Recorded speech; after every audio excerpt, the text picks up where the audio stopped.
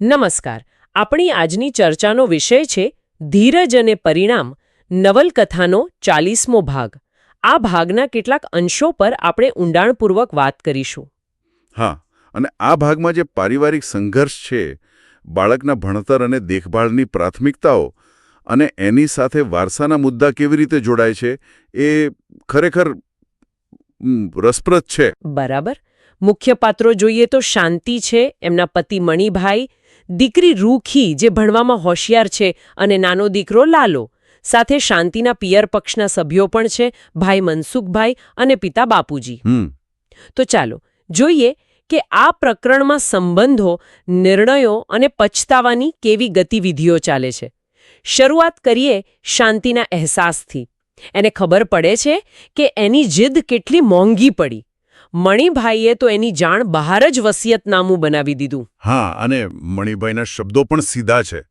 એમ કે બધું તારું જ હતું, પણ તારી સમજણ શક્તિ ઓછી હોવાથી આ બધી તક તું હવે ગુમાવી ચૂકી છે. આ ફક્ત સજા જેવું નથી લાગતું. મને લાગે છે કે કદાચ શાંતિના પહેલાના વર્તનને કારણે રૂખીના ભવિષ્યને સુરક્ષિત કરવાનો પ્રયાસ છે. પણ આ પગલું ભરતા પહેલા કોઈ વાતચીત ન થઈ શકી હોત એવો સવાલ થાય.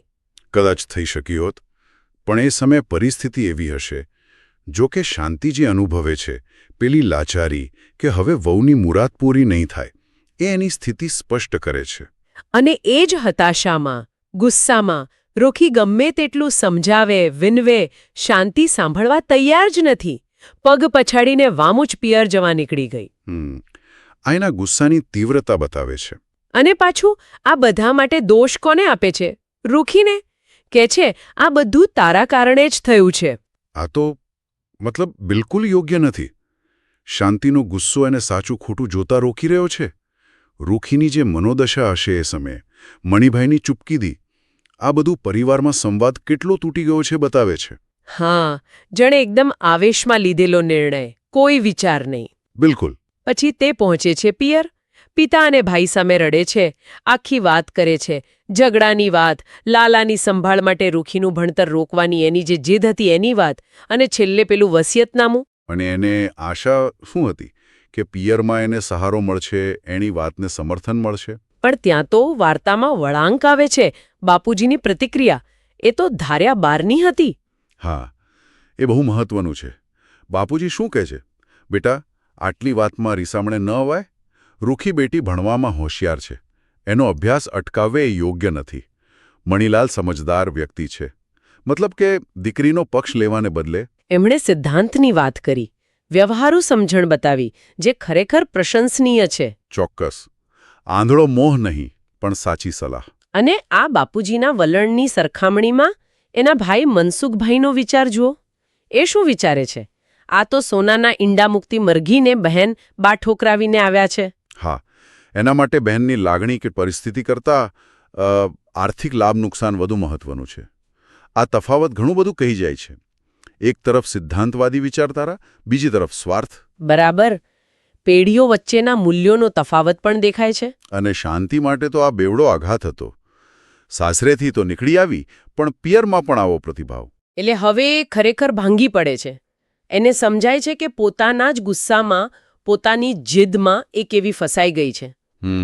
મનમાં ને મનમાં પસ્તાય છે, વિચારે છે મારો ગુસ્સો જ ખરાબ છે, તરત જ ઘર છોડવું યોગ્ય ન હતું.